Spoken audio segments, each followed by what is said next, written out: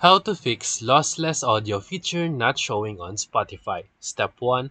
You can try and update your Spotify app to the latest version on your device, because many audio features show only after the update.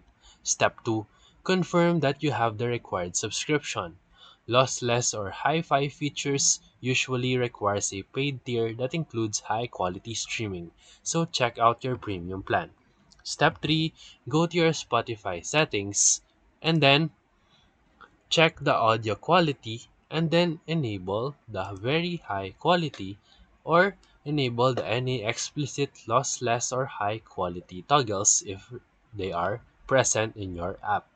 You can try now restarting the app after changing the settings. Step 4. Make sure that your device supports lossless output. Some phones or Bluetooth codecs do not transmit through lossless. You can try wired headphones or a lossless capable DAC to test it out. Step 5. You can now try and clear the Spotify cache and log out and then log back in, because sometimes toggles only appear after a fresh sign in. If needed, uninstall and reinstall the app. Step 6. Check your regional availability.